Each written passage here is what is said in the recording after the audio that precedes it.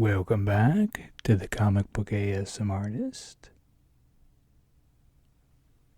Today we're going to be doing another comic book haul, and we're going to be showing off some collectibles and stuff too. And so we're just going to get right into it. So, first off, with y'all's recommendation, I picked up Blue and Gold. And I've always liked Booster Gold and Blue Beetle. You know, they were certainly just one of those classic DC 90s hero teams. And they're just kind of fun. They play off of each other a lot. And I think Dan Jurgens had a lot to do with creating them, possibly. And I've always loved his stuff. They would show up in some of the Superman books and stuff. I know they were one of the first groups to encounter Doomsday in his initial arrival. Let's see. I think, it's got Jurgens on the storytelling duties there. So, but yeah, I look forward to this, and this is only an 8-part series, so anytime anything's limited like that, it kind of encourages me a little bit, you know. Next we have Detective number 1040, another Lee Bermejo cover.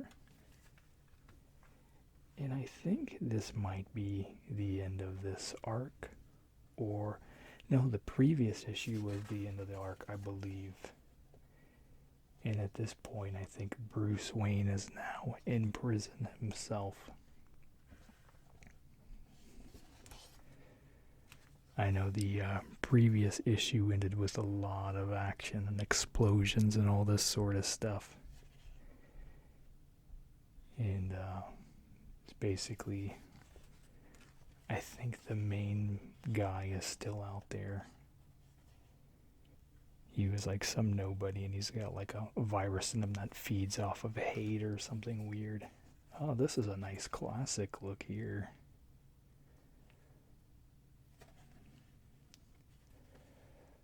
So, yeah, I'm not sure what this entails particularly.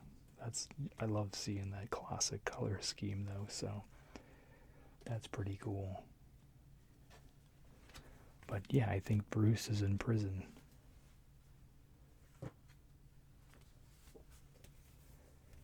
Next we have Action Comics number 1033. And I love this cover too. This guy's been killing all these covers. So we see like Superman through the generations here. We even got the black, or the blue electric Superman, and the black Superman's down here with his mullet. And yeah, so it covers everything. The original here with the crest. Even the New 52 one there. Not really sure about this one here. I think that might be the current one. Even this one too might be. Oh, I think this is still New 52 down here too, I think.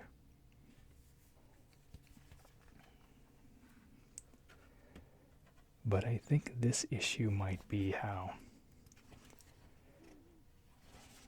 Superman dies or gets depowered or something, because I read something about him being depowered as well. So, not really sure. I haven't read it yet, but the art looks solid,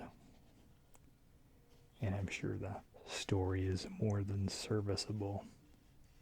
I think it's funny they've been playing up a lot on just, Jonathan's stuff, like the new Son of Jor-El #1 and all that, and not so much on old Superman here. They're like, here's this kid as the new Superman, but then they're just quietly sidelining Superman,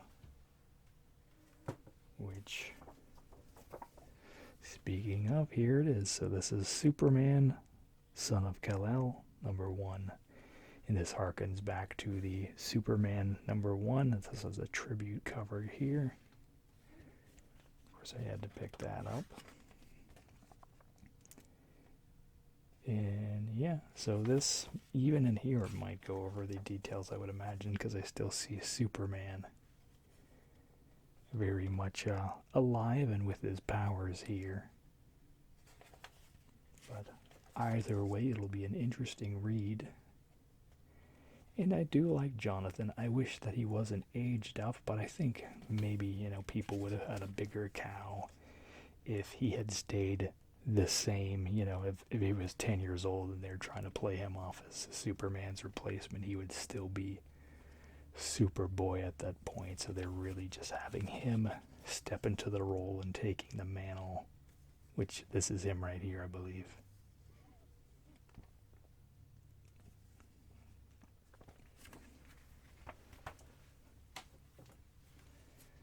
And then they got me. Here's the variant cover here. I love this cover. This is the classic Super Sons duo dynamic here.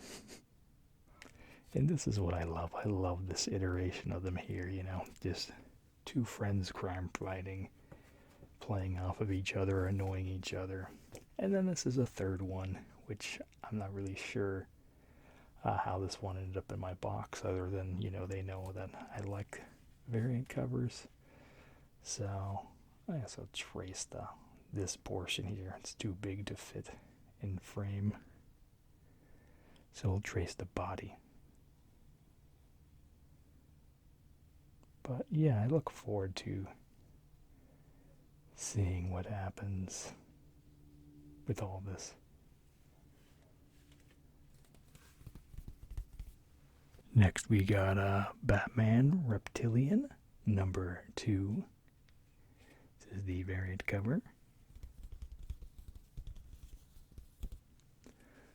See, I'm slow on the uptake here. I didn't even realize the big old lizard eye. I just saw it as a spotlight. But yeah, this has certainly been interesting, and this is a limited series as well, so I certainly recommend picking up this one. Like I said, very much in the vein of when they're doing prestige format books in the 90s. Had a lot more, mixed media type stuff, not your standard pen and ink stories. So yeah, it's fun. It's nice seeing a comeback to this type of work. Granted, people got burnout on it, and it'll happen again. But yeah, it's just fun to see. It's nice, especially when you consume as many comics as I do. It's just nice to take a break from the traditional style every now and then, and enjoy something different.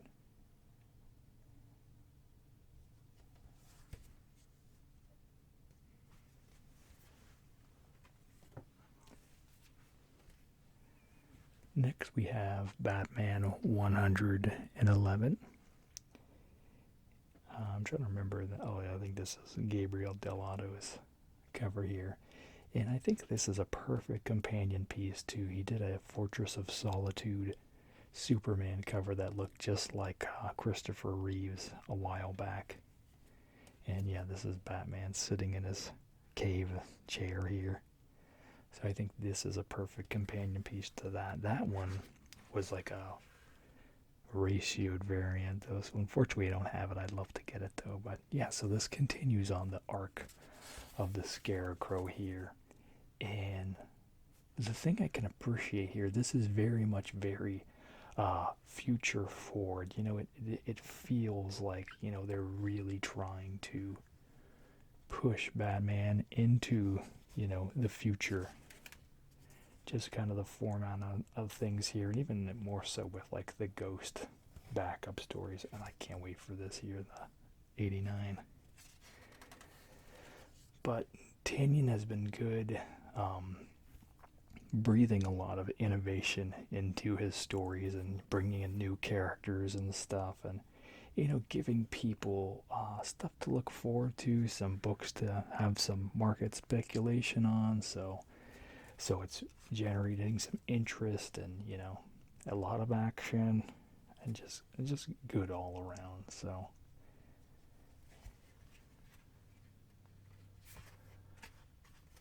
but yeah, when I'm talking about, see, like the font choice here, it's very, looks like spray paintish almost. So there's very much, it's very design driven.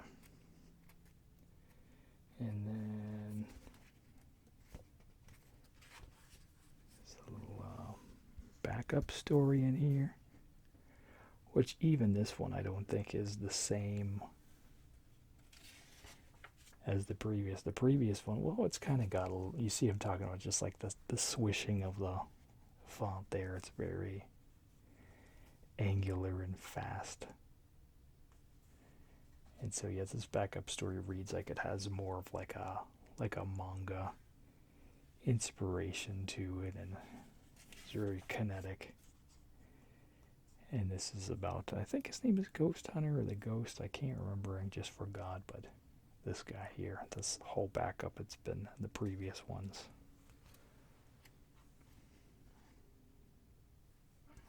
Ghost Maker, which that's fitting, you know, he's killing people, so yeah, he's making them into ghosts.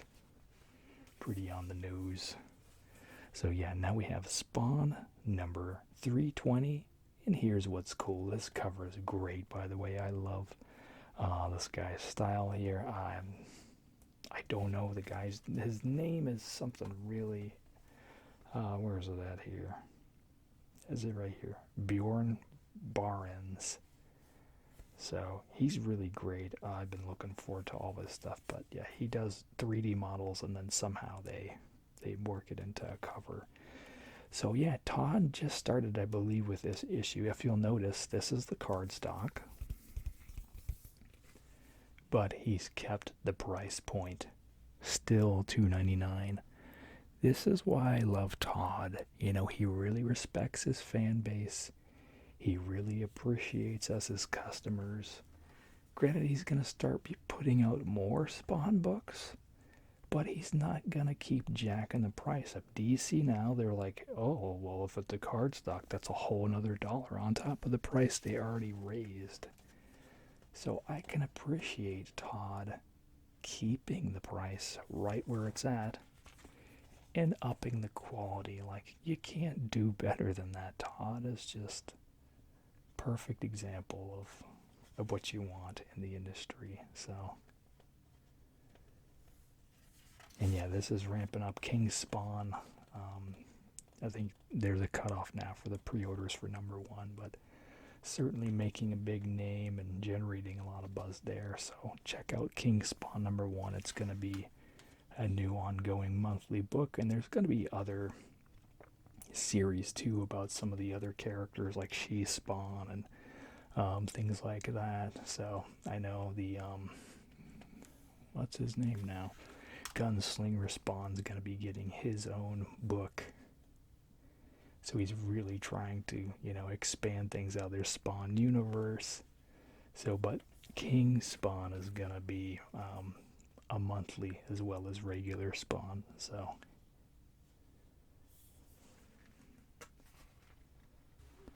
alright, so we'll look at some collectibles now and then get back into the rest of the comic book haul.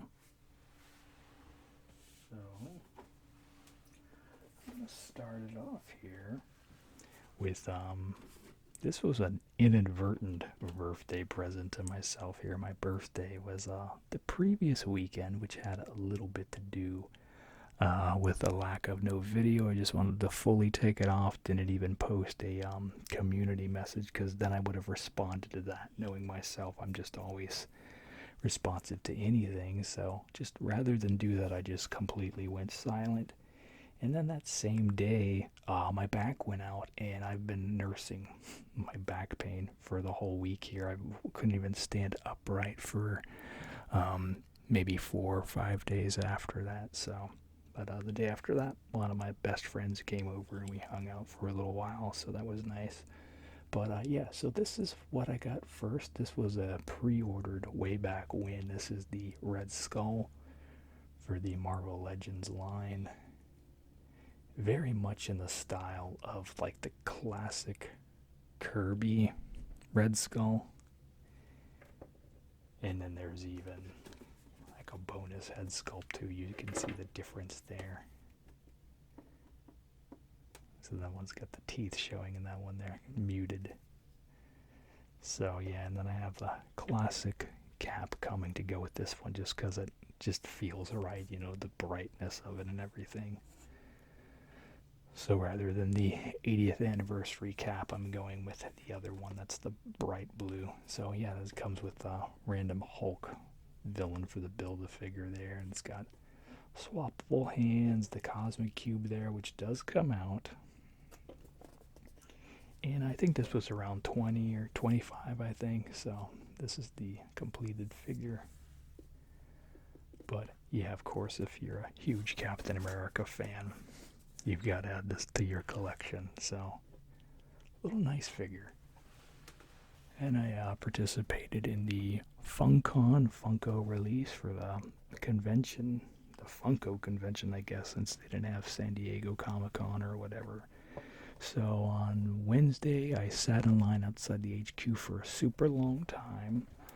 Wanted to get some of their exclusives, so we got the Rocketeer pop, which I guess there was one before this way back when, but I didn't even know. But this one's cool. He's in a flying pose there on a base. But yeah, it's nice to see they're making a bunch more merchandise of the Rocketeer. So got that one. But this is the main reason I sat in line right here, was for this. If you're a huge Cap fan, you couldn't help but try to take a shot at this. This is the first die-cast Funko here. So the whole thing's made out of metal. And the presentation's just really nice. It's in this like matted box with the spot gloss finish on it and everything. And and then it's in its own acrylic case. Granted, too, when you open the lid on it, this is covered in foam as well. And then the figure inside, too, this comes out of here. But this is around the figure, so you have to take it out of the box and pull this out of it, because they want the whole thing protected. Yeah, so it's in this just really nice acrylic case here with the etched design on it. Nothing on the back part, which, you know, that's fine. Responds really well to the light, as you can see. Just kind of adds another element to it. And then you can just lift the case right off. And then the figure's here. He's sturdy. But even he comes off as well. See? So he comes off. This is all one solid die-cast metal piece. Really quality. I think he's going for around $200 or $300 online. He was $50 if you're lucky enough to get him from the Funko site or store. Alright, so back into the books we go. So this was one that I had pre-ordered that I forgot about, wasn't on my radar. So this is the Suicide Squad Get Joker miniseries here. It's a Black Label line. It's by Brian Azzarello and Alex Maleev. Which, yeah, I love Alex Maleev's stuff, you know, from back in the day when he did Daredevil. So, yeah, right out of the gate, we see some very strong stuff here. And I'm looking forward to this. This will be, you know, mature, because it's a Black Label thing. And I think that's the best way that Maleev is really presented. You know, the stuff he did in Daredevil way back when was really shocking and surprising and gritty whenever it was first presented. So I certainly feel like this will up the ante. I'm not a huge Suicide Squad person. Definitely going to check out the new movie that just came out. So no spoilers for that in the comments. But yeah, I'm looking forward to reading this and, you know, experiencing this great gritty art that works very well for what this is.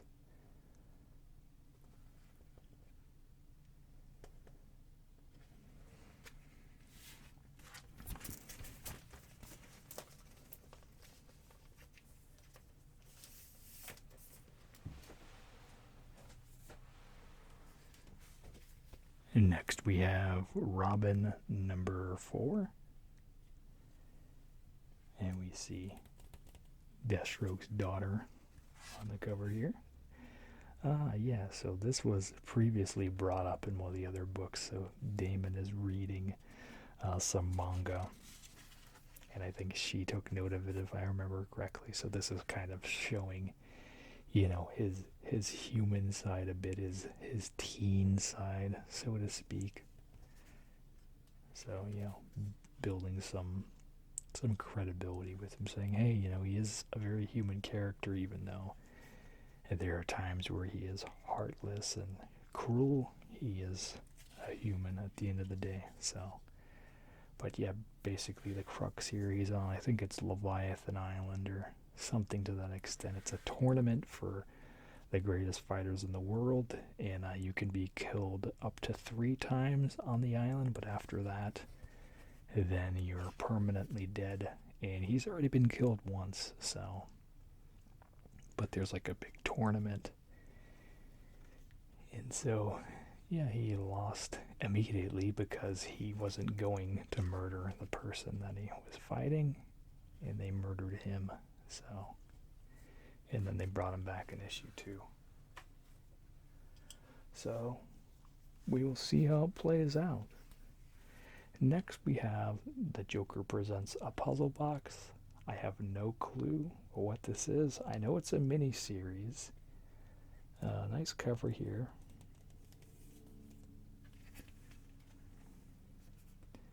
But I haven't even opened it up until like this moment right here. So I am familiar with Jesus Marino as an artist.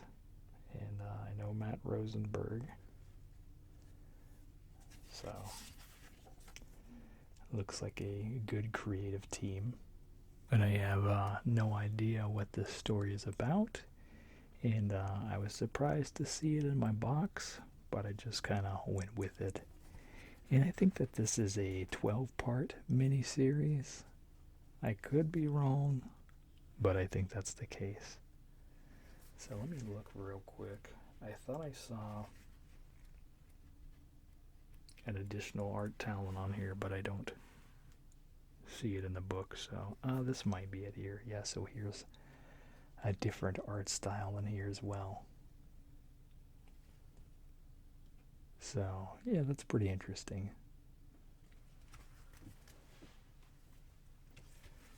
Next we have Batman Superman number 20.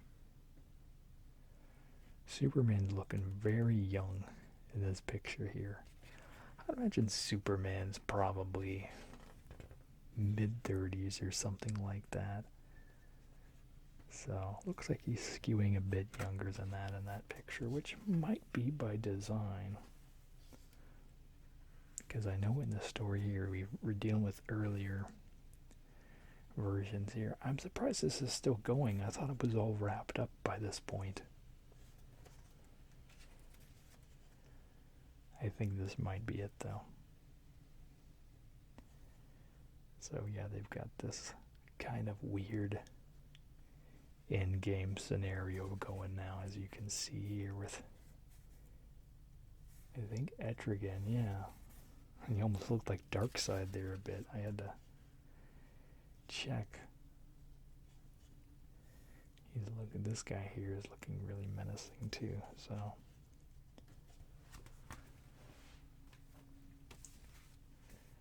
Next we have Swamp Thing number 6.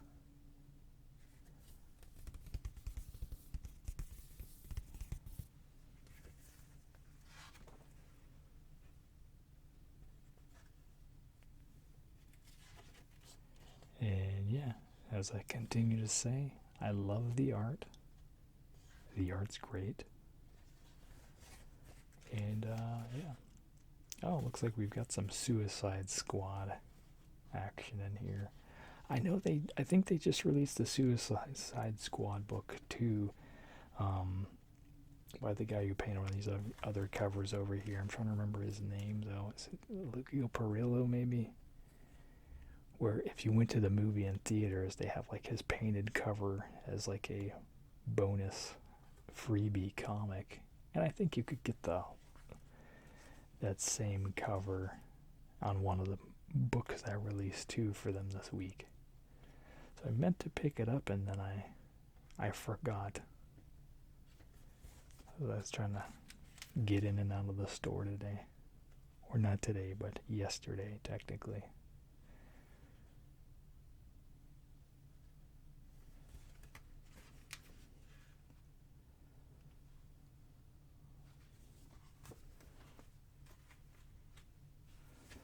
Next we have Turtles. This is the annual for 2021. See the rat catcher here. I noticed Eastman has been doing a lot of white highlighting and spotting on his work recently. I wonder if that's something that he's instructing to have done, or because I know he's got a colorist who helps him too with the covers and stuff. So I wonder if that's part of the colorist's doing or not. So yeah, we have I think this is the Rat King here. I think I said Rat Catcher earlier, but this is a nice spread of kind of all the characters who've been in the Turtles here. Be looking forward to kind of things going back to a grander sweep here soon. The last arc on the Turtles has really been kind of like slice of life type stuff. And so I hope that it kicks back into the gear we've seen it. I know we had like Shredder's ghost kind of floating through and checking out the goings-ons of the mutant town and stuff. And yeah, that was pretty interesting. So I think he's going to resurface here soon.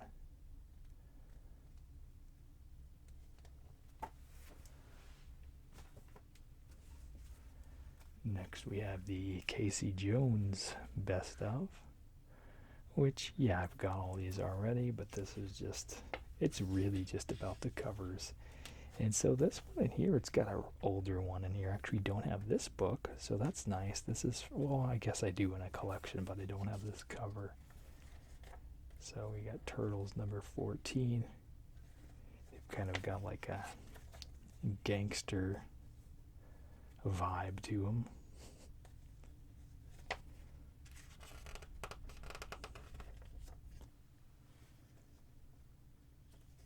Yeah, so this is just, same as the other books.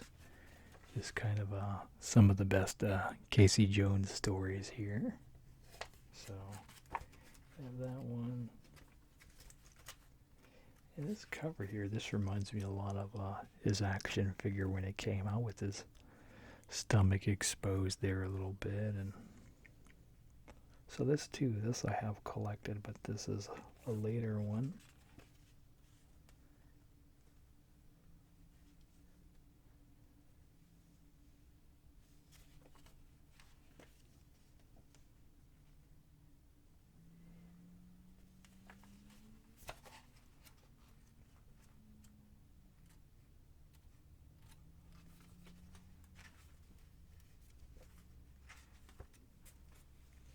And this is from the recent IDW one shot here.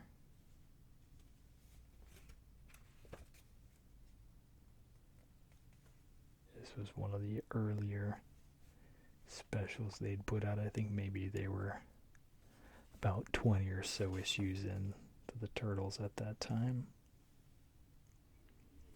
See stuff here. This is Hun. That's his dad in this series, who ends up becoming, the leader of the Purple Dragons and everything like that.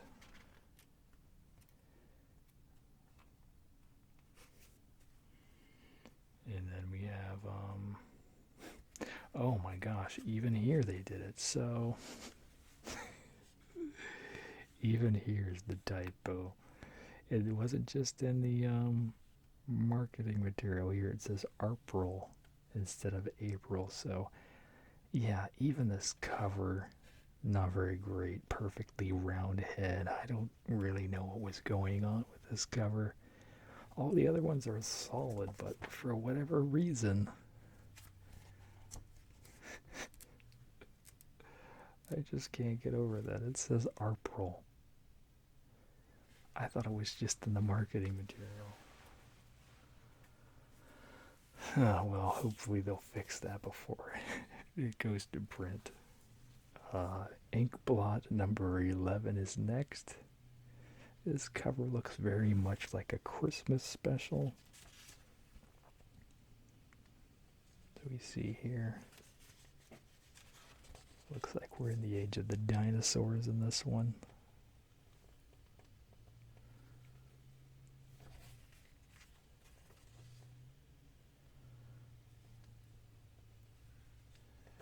And yeah, it's just kind of a romp through history. Not really much to say other than it's just kind of good, wholesome fun. And then on the other end of the spectrum, we have some very not all ages material here. Berserker number 4. Big Keanu Reeves driven book here. Did they change artists? No, it's still Ron Garney, I was about to say. So yeah, I think they're just kind of saying that Keanu's character here is as old as time, is kind of what we're led to believe here. I'm still an issue or so behind. I'm still over probably 20 so books behind to read, so can't give too much insight into much. He certainly has a very Samson feel to him, though. This is him here, I would assume. I know there was a previous cover or a picture where it showed him like beating people with a jawbone of an animal. Very much in that same style that Samson had done. So, I think we're kind of seeing elements of that in it. So Teen Titans Academy number 5 is next. I have not read a single one of these yet. I'm behind on all the future state books, and the Titan stuff was part of that. So even though this isn't technically in that time period, it still is under the same kind of narrative, I believe. So that's just kind of where we're at.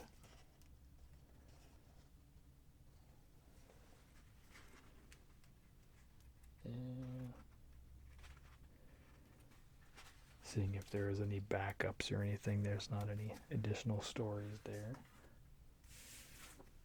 And finally we have Infinite Frontier number 3. Here we go. Who is the new Black Lantern? So that's kind of a big deal. If you guys remember, Blackest Night, all that sort of stuff. Certainly a very big deal. So yeah, and this same thing, it's just kind of scattershot with consequences, and there's reaches of it in history and elements of the future in it.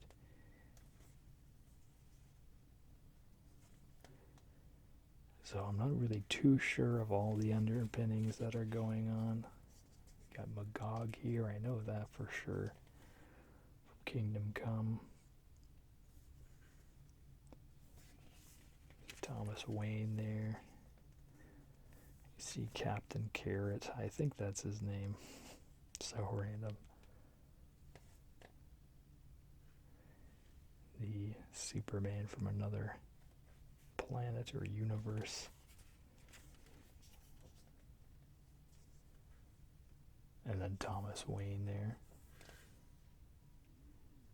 It's a different art here too.